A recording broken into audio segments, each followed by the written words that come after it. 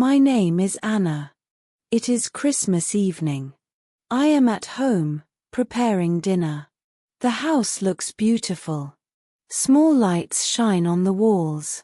A Christmas tree stands near the window. It is covered with simple decorations and soft yellow lights. The smell of food fills the kitchen. I am cooking slowly.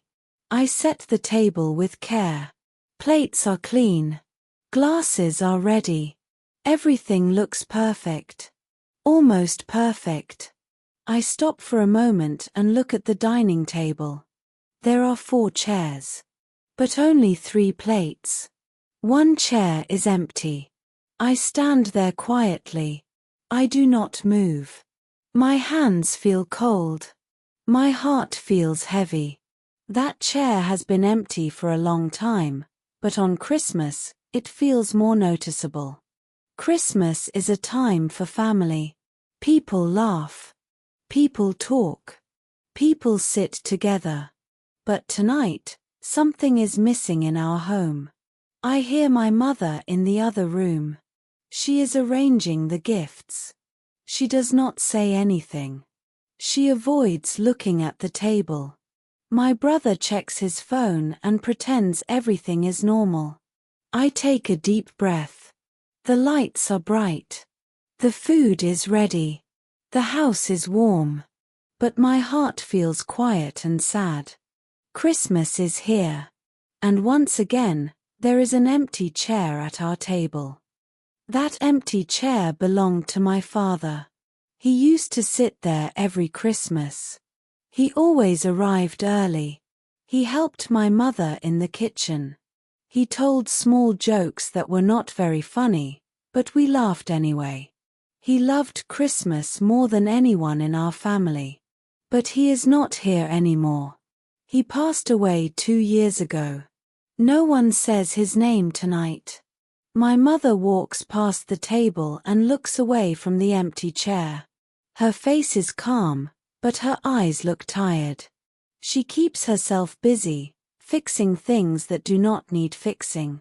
My brother sits on the sofa and watches television. The sound is loud, but he is not really watching. He laughs at the screen, but his laughter feels forced. I want to talk about my father. I want to say, do you remember how he used to sing on Christmas? But the words stay in my throat. In our family, silence has become normal.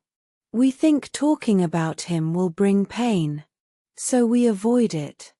But not talking about him hurts too. Every time I look at that chair, memories come back. His voice. His smile.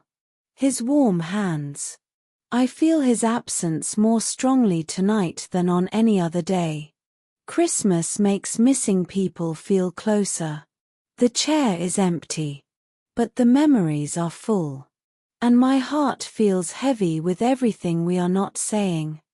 As I sit at the table, Christmas memories begin to return. They come quietly, one by one. I remember past Christmas nights. The laughter. The warm food. My father's voice filling the room. But not all memories are happy. I remember the last Christmas we spent together. My father and I had an argument that day. It was not big. It was not loud. But it was painful. I was tired and angry. I said things I should not have said. He tried to explain, but I did not listen. I will talk to you later, I said. I don't have time right now. Later never came. The next morning, life continued. Days passed. Weeks passed. I thought there would be another chance. Another talk. Another apology. But there was not.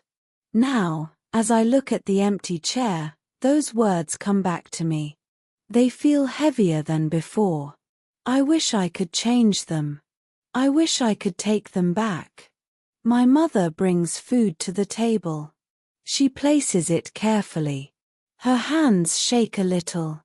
I know she remembers too. We all do. Christmas has a way of bringing the past close.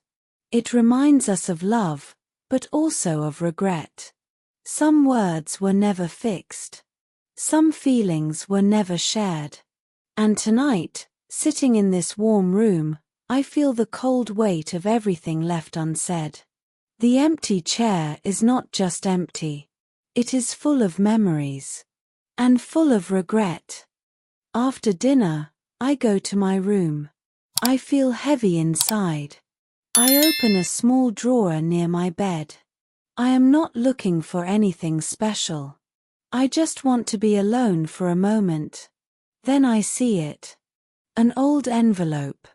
My name is written on it in my father's handwriting.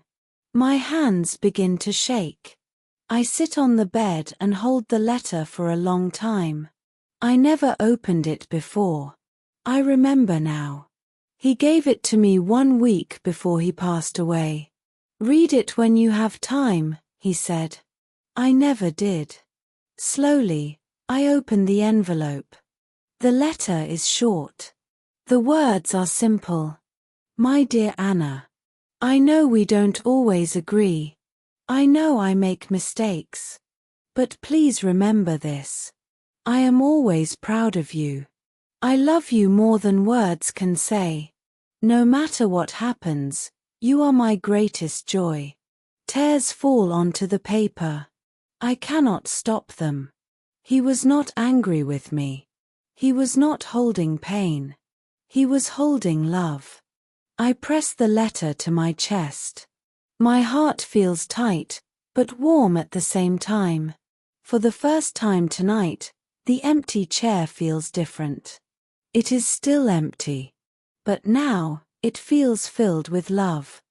I sit quietly with the letter in my hands. I read it again and again. Each word feels gentle. Each word feels honest. For the first time in a long time, my heart begins to slow down. I understand something now. My father never stopped loving me. Not during our argument. Not during our silence. Not even at the end. Love was always there. It did not disappear because of anger. It did not disappear because of distance. Only pain stood between us. I remember how busy life felt back then. Work. Stress. Small problems that felt big. We were both tired. We were both hurt.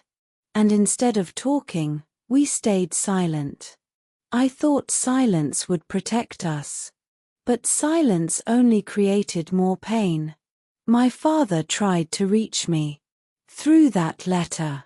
Through his words. Through his love. And I did not see it. I close my eyes and take a deep breath. I no longer feel angry at myself.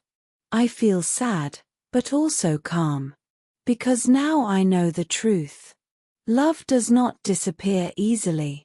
Love waits. Love stays. Even when people leave, love remains in memories, in words, and in the small things they leave behind. Tonight, I do not feel alone anymore. The chair is still empty. But love was never missing. I whisper softly. "I understand now, Dad." And for the first time this Christmas, my heart feels a little lighter. I return to the dining room. My mother and brother are already there. The food is on the table. The lights from the tree shine softly on the walls. Everything looks the same as before. But I feel different. We sit down together. No one speaks at first. The empty chair is still there. It has not moved. It has not disappeared. But tonight, it does not hurt the same way. My mother looks at me. I take a small breath. "I found something," I say gently. They both look up. "It was Dad's letter," I continue. "He wrote it for me." My mother's eyes fill with tears. She places her hand over her mouth.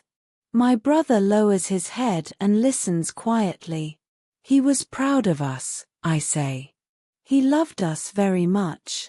For a moment, no one speaks. Then my mother nods slowly. Yes, she says. He always did. We begin to eat. The food is warm. The room feels calm. We talk softly about small memories. Simple moments. Funny stories. Things we had not spoken about in a long time. We even smile. The empty chair is still empty. But it does not feel cold anymore. It feels like a place for memories. A place for love. Christmas dinner begins again. Not with sadness, but with healing. Later that night, after dinner, we sit together near the Christmas tree. The lights shine softly. The house feels warm and quiet. I look at my mother and my brother. They look calmer than before. I look again at the empty chair. It is still there. It is still empty. But it does not feel painful anymore. I think about my father. I think about his smile. I think about his letter. I understand something important now. Love does not leave when people leave. Love stays in words.